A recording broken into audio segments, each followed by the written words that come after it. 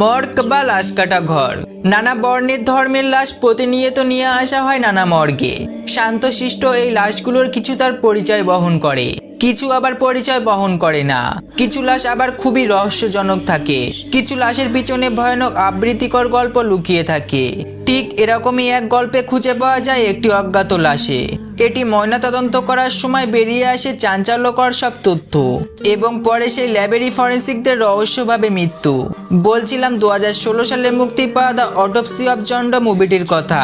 শেষ পর্যন্ত দেখার জন্য আমার সাথেই থেকো এবং আমি সোহান আপনাদের সাথে অবশ্যই থাকবো।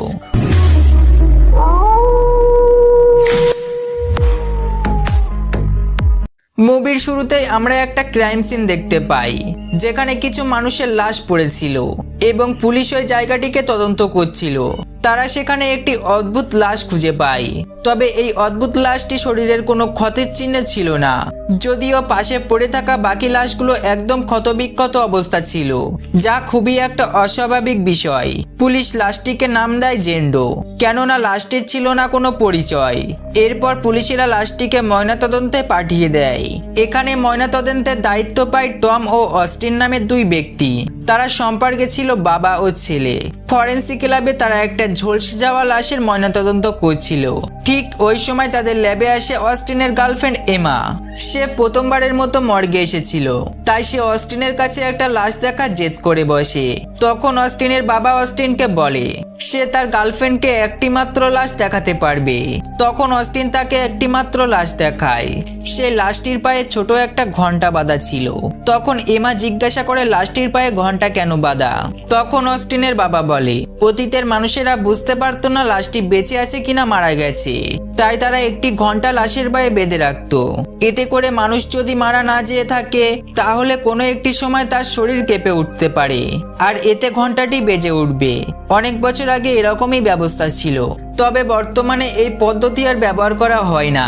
কিন্তু টমি কিছুটা পুরাতন চিন্তা ভাবনার লোক ছিল, তাই এখনো পর্যন্ত তিনি ঘন্টা বাঁধানো নীতিটা এখনো পালন করে যাচ্ছেন। এসব কিছু দেখা ও শোনার পর অস্টিন ও তার গার্লফ্রেন্ডের সাথে বাইরে কোথাও ঘুরতে যেতে চায়। ঠিক সেই মুহূর্তে পুলিশ ল্যাবে জেন ডো নামক ওই লাশটিকে নিয়ে আসে। পুলিশ তাদেরকে বলে সকালের মধ্যে যেন লাশটির ময়নাতদন্ত রিপোর্ট দিয়ে দেওয়া হয়। এই জন্য অস্টিন ঘুরতে যাওয়ার ডেট ক্যান্সেল করে। এরপর বাবা ও ছেলে মিলে তাদের কাজে লেগে পড়ে। তারা দুজনে যখন লাশটির ময়নাতদন্ত করছিল তখন তারা পুরোপুরি কনফিউজড হয়ে যায়, কারণ লাশটির শরীরে কোনো আঘাত বা ক্ষতের চিহ্ন ছিল না। শুধু লাশটির হাতের কবজি ও পায়ের গোড়ালি ভাঙা ছিল আর তার জিভটা অর্ধেক কাটা ছিল এবং বাম সাইডে একটা দাঁত ছিল না। এরপর তারা যখন লাশটির শরীর বিচ্ছেদ করে তখন দেখতে পায় ভিতরের বিভিন্ন অঙ্গ খারাপ হয়ে গেছিল, যেমন ফুসফুস একদম জ্বলে গেছিল, মনে হচ্ছিল সেগুলো আগুন দিয়ে কেউ পুড়িয়ে দিয়েছে। লাশটির শরীরে বাইরে তেমন কোনো আঘাতের চিহ্ন ছিল না। লাশটির শরীরে বাইরে তেমন কোনো আঘাতের চিহ্ন দেখা না গেলেও লাশটির ভিতরটা ছিল একদম বিভৎস, অর্থাৎ লাশটির উপরিভাগটা যতটা সুন্দর ছিল তার ভিতরে ততটাই বিভৎস ছিল। কিন্তু এরকমটা কিভাবে সম্ভব? এছাড়াও জেন ডোর লাশটা দেখে মনে হচ্ছিল তার মৃত্যু একদিন আগেই হয়েছে, কিন্তু তার চোখ ঘোলাটে ধূসর রঙের ছিল। এটি তখনই সম্ভব হয় যখন কোনো লাশের মৃত্যু কয়েক মাস আগেই হয়েছে। এছাড়া তারা জেন ডোর পাকস্থলীতে একটা জেমসল লতা খুঁজে পায়। এই লতাটি একটি স্বাভাবিক শরীরকে প্যারালাইজ বা অবশ করতে সক্ষম করে। লতাটি এখনকার সময়ে পাওয়া যেত না, এটি পাওয়া যেত কয়েকশো বছর আগে নর্থ আমেরিকাতে। এর কিছু সময় পর মর্গের বাইরে শব্দ হয়, তাই অস্টিন বাইরে গেলে ফিল করে হল রুমে কেউ দাঁড়িয়ে আছে। এরপর অস্টিন ওই অদ্ভুত জিনিসটির পিছু করতে করতে ইয়ারডকে চলে যায়। সেখানে গিয়ে তার সব থেকে প্রিয় বিড়ালটিকে মৃত অবস্থায় দেখতে পায়। তাদের এই কাজের সময় রেডিওতে নিউজ হচ্ছিল। নিউজে বারবার বলা হচ্ছিল প্রবল ঝড় আসতে পারে এবং রেডিওতে অদ্ভুতভাবে চ্যানেল পরিবর্তন হতে থাকে এবং একটি বিশেষ গানে এসে বারবার থেমে যাচ্ছিল।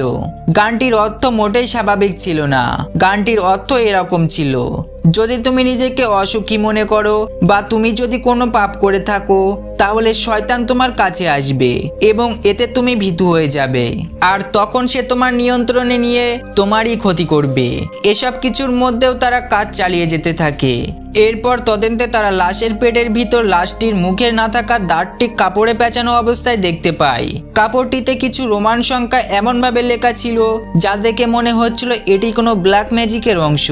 যখন টমি লাশটির শরীর থেকে স্কিন আলাদা করে ফেলে তখন তারা স্কিনের ভিতরে কিছু সাংকেতিক চিহ্ন দেখতে পায়।